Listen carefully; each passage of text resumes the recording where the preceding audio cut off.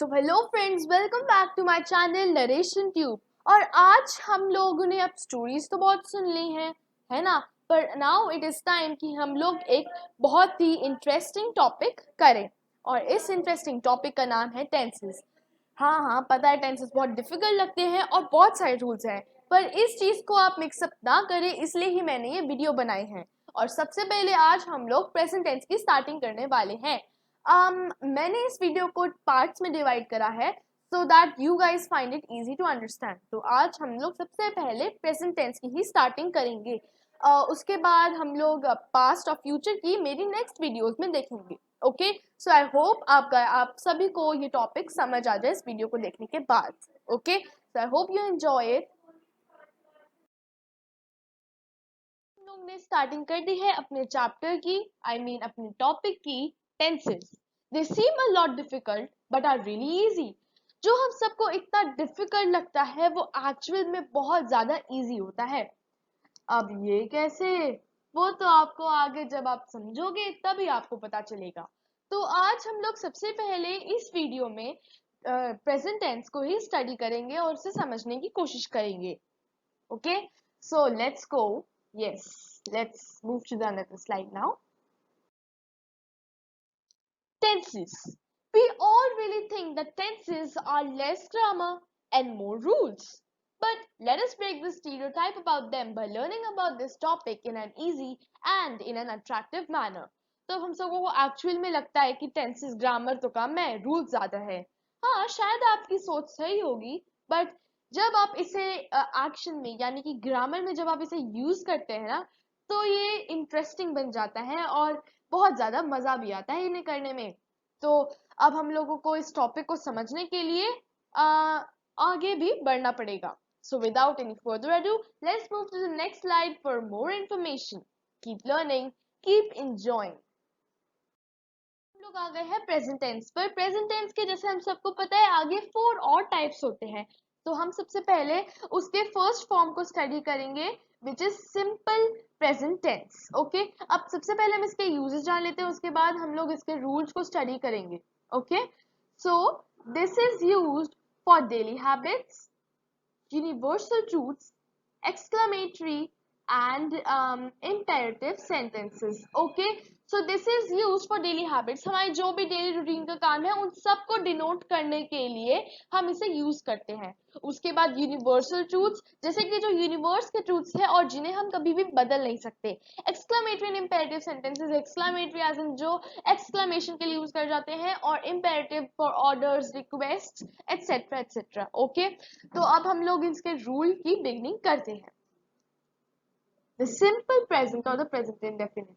अच्छा, ऐसा बहुत बार होता है कि कहीं में हमें दिया जाता है tell what kind of tenses is, just will take it as an example. उसमें आपको अगर जैसे प्रेजेंट इंडेफिनिट भी कई बार दिया जाता है। सो यू नो कभी कभी हमें कंफ्यूजन हो जाती है एंड वी थिंक कि ऐसे एक्चुअली में था भी कोई या फिर आउट ऑफ सिलेबस तो नहीं। नो नो, ये सिंपल प्रेजेंट का ही दूसरा नाम है। ओके, सो आप कभी भी पैनिक मत करिएगा अगर कभी भी प्रेजेंट इंडेफिनिट आ जाए। आपको पता है कि सिंपल प्रेजेंट के ही जैसा होता है, सेम रूल होता है, बस थोड़ा नाम डिफरेंट हो गया। Okay, so you don't have to panic about that anymore. अब हम लोग स्टार्टिंग करते हैं रूल की। सो rule is subject plus first form of verb plus s or es, and this is just for the affirmative sentences. तो सबसे पहले हम लोग जैसे रूल क्या होता है, सब्जेक्ट यानी कि सब्जेक्ट जिसके बारे में बात करी जा रही है, फर्स्ट फॉर्म ऑफ वर्ब जो हमारी सबसे पहली फॉर्म ऑफ वर्ब होती है। ओके, एस और ई एस। ओके, अगर उसे होगा, जैसे फॉर एग्जाम्पल हमने ले लेते हैं इसमें ही प्लेस डेली। ओके, इसमें ही हमारा हुआ सब्जेक्ट, राइट। प्ले, यहाँ पर अगर हम सिंपल प्ले की बात करें तो it is the first form of verb, and then S और E S according to this rule right है, एस और ई एस हमने यहाँ पर ऐड कर दिया है। Okay, then is daily, that is our predicate. Okay, अब ऐसा भी होता है जैसे कि he plays daily, he is a singular subject, that's why we have used plays, but sometimes ऐसे भी दे जाएगा, जैसे हो सकता है इसमें हम एक और एग्जांपल ले सकते हैं, they प्ले डेली। अब इसमें ना ही हम एस जोड़ेंगे ना ही हम ई एस जोड़ेंगे, because they is plural subject, और अगर हम उसके साथ they plays daily, is that making any sense और is that grammatically correct? No. So just to be clear मैं आपको बता देती हूँ, दे प्ले डेली जब भी हमारा प्लूरल सब्जेक्ट होगा तो उसके साथ हमेशा हम लोग first form of verb he use करेंगे, ओके। और अगर हमारा सिंगुलर सब्जेक्ट होगा उस केस में हम लोग एस या ई एस लगाएंगे, okay. This was for affirmative as in the positive sentences. अब आप लोग अगर थोड़ा इसे और डीप में पढ़ना चाहते हैं, अगर सिर्फ एफर्मेटिव सेंटेंसेस था ये तो, बट हमें इसके बारे में अगर और थोड़ा जानना है, then we'll have to understand the rule for our negative sentences, okay, right है। so हम लोग इसका रूल क्या है, अब subject plus does or do not plus first form of verb। इसमें है सब्जेक्ट प्लस डज और डू नॉट। अब जब हमारा सिंपल प्रेजेंट या प्रेजेंट इंडेफिनिट में हमें उस सेंटेंस को नेगेटिव में कन्वर्ट करना होता है, so we don't have to get all mixed up, we just have to think and you know, ये चीज आपके दिमाग में एकदम स्ट्राइक होनी चाहिए कि इसके साथ क्या जुड़ेगा। इसमें होता है डस और डू, ओके। इसमें केस में आपको पहले ही बता देती हूँ पहले से ही कि सिंगुलर सब्जेक्ट के साथ हम लोग डज यूज करेंगे और प्लूरल सब्जेक्ट के साथ हम लोग डू यूज करेंगे, ओके। फॉर एग्जाम्पल अभी हम इसमें एग्जाम्पल जो मैंने ले रखा है वही चेक कर लेते हैं। Example is he does not play daily, okay. इसमें he is our subject, does because he is singular, it's not plural, right? It is singular, that's why we have used does here, तभी हमने यहाँ पर does use करा है, not because it's a negative sentences। आप कभी भी confuse मत होइएगा कि नेगेटिव या एफर्मेटिव में, ओके कि ऐसे मत कर दीजिएगा नेगेटिव को आप पॉजिटिव बना दो और पॉजिटिव यानी एफर्मेटिव को आप नेगेटिव बना दो, because that would be wrong। Negative is all about no's and nots, okay, so keep that in mind, right? इसमें हमने इसलिए not या no's को कभी लगाना मत भूलिएगा, because आपकी एक not या no ना लगाने से आपका पूरा sentence गलत हो सकता है and it can cost you a lot of marks, I mean 1 or 2 marks basically, but everything matters। so moving on, subject does and not according to the rule here, just keep in mind, okay। then is play, that is first form of verb as given, and then is our daily, daily the predicate, okay। now this was our affirmative I mean negative sentences।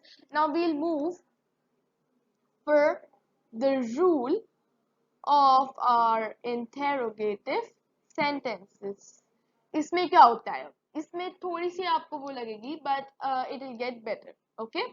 इसमें होगा do और does plus subject plus first form of verb plus dot dot has symbolizes the predicate, okay, and question mark, okay।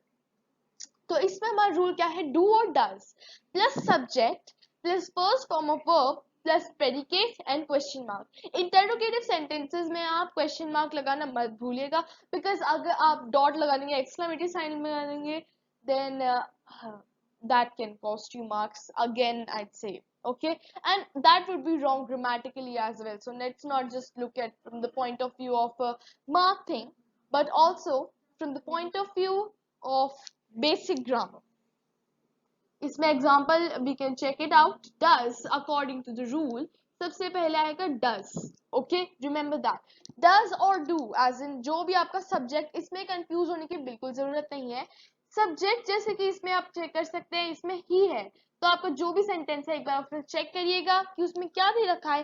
अगर singular यानी ही she they रखा है तो उसमें आप डज यूज करिए। एज जो भी आपके प्लूरल सब्जेक्ट्स हैं जैसे they, we, okay, in that case etcetera etcetera, in that case हम लोग डू लगाएंगे। सो कीप इन माइंड कि आप इसमें भी कंफ्यूज ना हो कि do he play daily, now you know what I mean, right?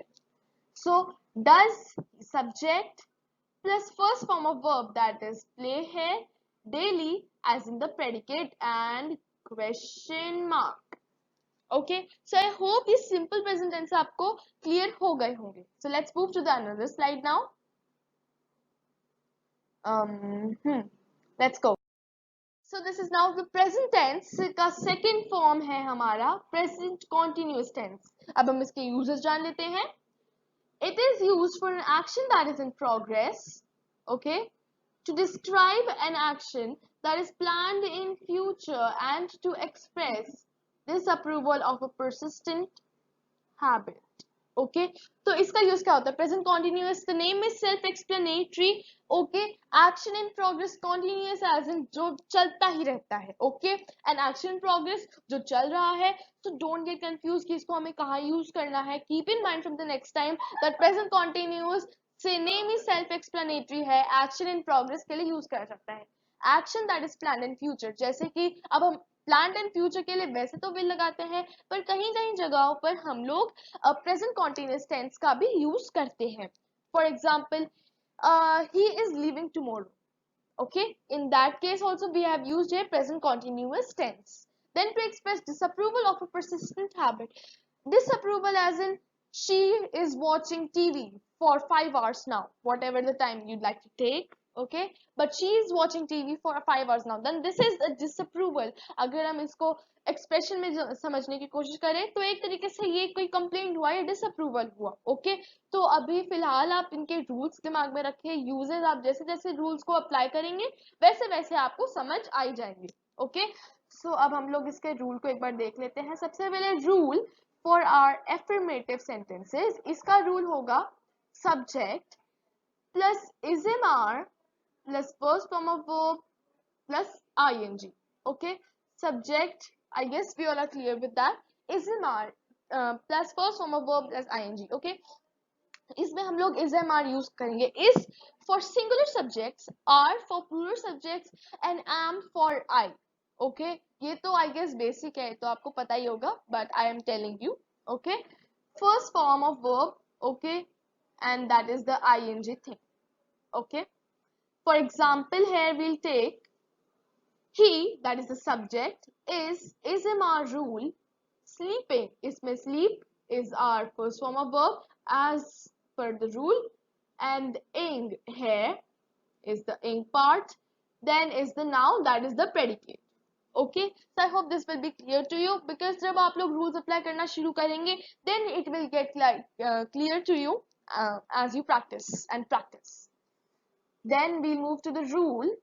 अब हम लोग चलते हैं rule for negative sentences. Right here. इसका rule है subject plus ismr not plus first form of verb plus ing. Okay. अब इसका rule भी बहुत ज़्यादा simple है.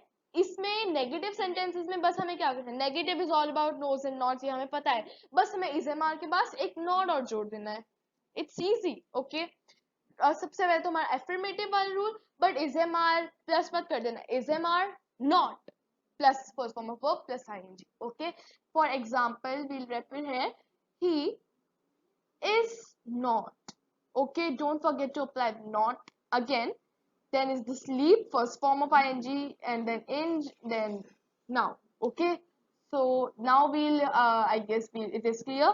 Then we'll move to the rule for our interrogative sentences. Interrogative sentences का हमारा rule है ismr plus subject plus first form of verb plus ing dot dot, that stands for the predicate, and question mark. Question mark is important. dot dot जो है वो हमारे predicate को बताता है. Okay, इसमें example we can check here. Is he subject, sleeping, first form of verb, that is sleep, and then ing, and now predicate and question mark. Okay, so I hope this will be clear.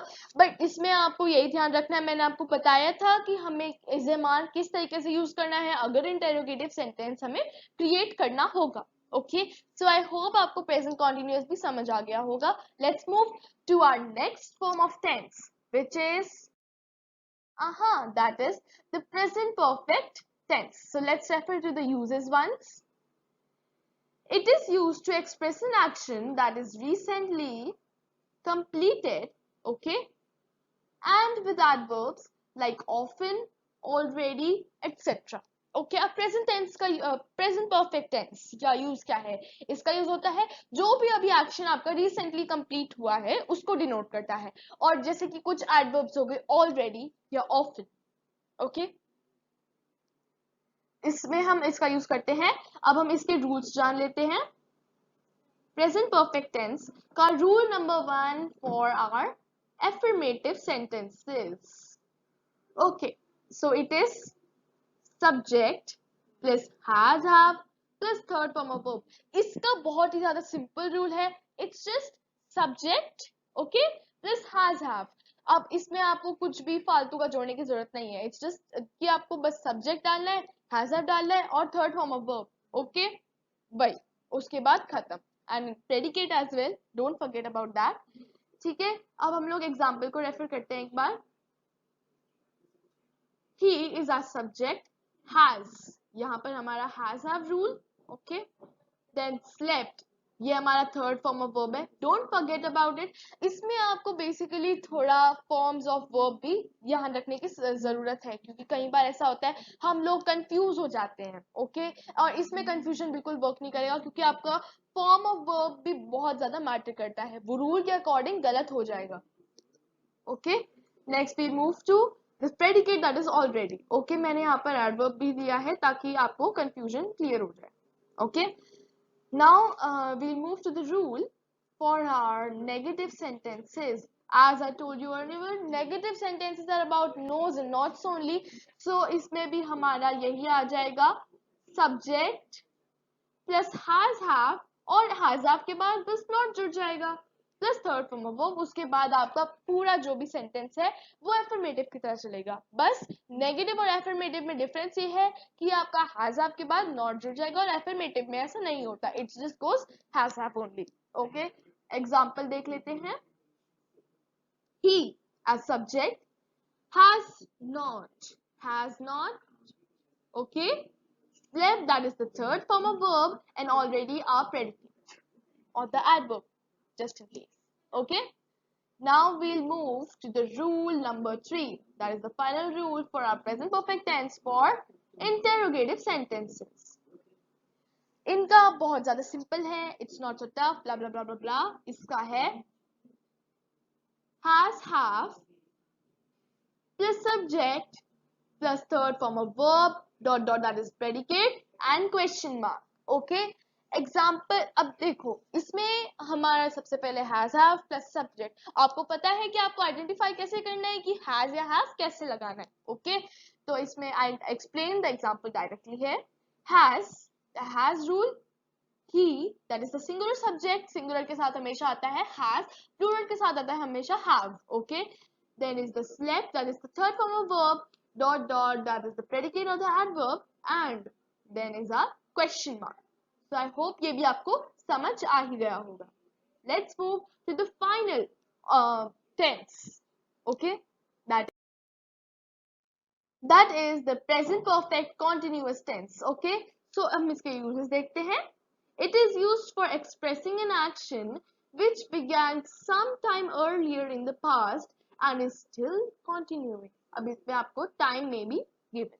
Okay, तो present perfect continuous tense का use क्या है? Basically it is used for expressing an action that began sometime earlier in the past और अभी भी continue हो रहा है। इसमें आपको time, date वगैरह वगैरह दी गई होगी probably. Okay, हम इसका रूल देखते हैं ताकि हमें, क्योंकि ये टेंस बहुत ज्यादा सेल्फ एक्सप्लेनेटरी और मोस्ट इजी है एक्चुअली, क्योंकि आपको ये थोड़ा मुश्किल इतना लगने नहीं वाला। रूल इसमें है subject plus has have been plus first form of verb plus ing, that is for affirmative sentences. Okay, इसमें रूल बहुत ज्यादा सिंपल है। Okay, हमें क्या करना है, सब्जेक्ट तो लगाना है। अब जैसे परफेक्ट में होता था हम लोग हैज हैव लगाते थे। Okay, और हमारा कॉन्टिन्यूस में होता था एंडिंग वाला पार्ट क्या था, that is first form of verb plus ing. Okay, अब इन दोनों को जोड़ने के लिए बीन बीच में आ गया, उसने बोला I will join you guys, तो ही जॉइंड हैज हैव और फर्स्ट फॉर्म ऑफ वर्ब, इसलिए वो प्रेजेंट परफेक्ट कॉन्टिन्यूअस टेंस बन गया था। Okay, so I don't think इसमें आपको ज्यादा कंफ्यूजन होनी चाहिए। हाँ, इसमें आपको थोड़ा बीन का ध्यान रखना पड़ेगा, but it will get better. Okay, example को एक बार रेफर करते हैं। He, that is the subject, has been. Okay, been की कोई फॉर्म चेंज नहीं होगी, चाहे आप हैज लगाओ चाहे आप हैव लगाओ, been is been. Okay, then is sleeping, that is the first form of verb plus ing, for a long time. Now that is our predicate. Next is the rule for our negative sentences. इसका example हम लोग उससे पहले rule देख लेते हैं। Subject plus has have not been plus first form of verb plus ING. Okay, अब इसमें हमारा रूल होगा subject plus has have not been. अब हम ये क्यों नहीं लिखेंगे has have been not? Would that make any sense? अब एग्जांपल को एक बार देखिए पहले। he has not been sleeping for a long time, अगर हम इस पे been को पहले लगा के not को बाद में लगाए, he has been not sleeping for a long time. Now is that grammatically और हमें pronunciation में भी क्या सही लग रहा है? वो बिल्कुल नहीं, इसलिए हम लोग been से पहले इसमें not लगाएंगे, मतलब has have not। ओके, इसमें आपका नेगेटिव वाला आ गया, उसके बाद been plus first form of ing, जैसे चलना है वैसे ही चलेगा। ओके, एग्जाम्पल को तो हमने देख ही लिया था। he has not been sleeping for a long time. Okay, अब हम चलते हैं rule for interrogative sentences. इसका क्या रूल है? has, have plus subject plus been plus first form of verb plus ing dot dot question mark. Okay, dot dot predicate. इसमें हम लोगों का क्या होगा? पहले has have, फिर subject, फिर been, फिर first form और ing. Okay, example, has part, he, that is the subject, then is the been thing, that is we have used already here, then the sleeping, first form of verb plus ing dot dot predicate for long time, and that is question mark. Okay, तो I hope कि आपको present perfect continuous tense भी clear हो गया होगा। अब हम अगली स्लाइड पे चलते हैं ताकि हमें थोड़ा और डीपली से समझ आए। सो इसमें हमारा है यूजेस फॉर एंड सिंस। अब मेरे साथ तो ऐसा बहुत बार हुआ है, एंड आई थिंक कि आपके साथ भी ऐसा बहुत बार हुआ होगा कि फॉर और सिंस के यूज में कंफ्यूजन हो जाती है। तो उस चीज को क्लैरिफाई करने के लिए I am going to explain कि हम इसे यूज कैसे करेंगे। देखिए, सबसे पहले हम फॉर का यूज देखते हैं। It is used when no specific time, date etcetera is given. इसका हम यूज कब करते हैं? जब कोई भी हमें स्पेसिफिक टाइम, डेट कुछ भी नहीं दिया होता है। ठीक है, it is just long time, some time. Okay, like this. अब हम लोग एक बार एग्जांपल को, वही वाले एग्जांपल को ले लेते हैं जो हमने पिछली स्लाइड्स में लिया था। That is he has been sleeping for a long time। अब हमें since a long time, would that make any sense? for a long time ये थोड़ा बेटर है, since यूज कर सकते हैं, बट for is better है बिकॉज इसमें हमें कोई स्पेसिफिक टाइम, डेट कुछ भी नहीं दे रखा है। ओके, अब हम चलते हैं since के यूज पर। It is basically used when specific time, date, etc. is given। ठीक है, since का यूज करते हैं जब हमें टाइम, डेट वगैरह वगैरह सब दिया होता है। ओके, एग्जाम्पल हम अलग ले लेते हैं इसमें थोड़ा। He has been living here since 1998। ठीक है, अब इसमें आ गया हमारा since क्यों आया? for 1998 भी तो हो सकता था, बट फ्रेंड्स इसमें हमारे पास एक स्पेसिफिक टाइम और डेट दिया हुआ है, इसलिए हम लोगों ने since यूज करा। ओके, इसमें इतना कंफ्यूज होने वाली बात नहीं है। अगर ये चीज आपके दिमाग में बैठ गई, then may be you will be able to solve every question very easily. Okay, specially जो ऐसे क्वेश्चन दिए होते हैं प्रेजेंट परफेक्ट कॉन्टिन्यूअस टेंस में। Okay, so this is the end, I guess. So thanks for watching. Subscribe my channel, hit the bell icon for more updates. Stay updated for the next part. तो अगर आपको मेरी video अच्छी लगी और अगर आपने मेरा चैनल भी सब्सक्राइब नहीं करा, देन प्लीज प्लीज प्लीज कर लीजिए और बेल आइकन को भी जरूर दबाएं ताकि आपको मेरे लेटेस्ट से लेटेस्ट अपडेट्स मिलते रहें। और अगर आपको वीडियो अच्छी लगी तो पास्ट टेंस जो हमारा अगला टेंस है उसकी वीडियो के लिए भी अपडेटेड रहें। Okay, thank you guys, bye bye, enjoy.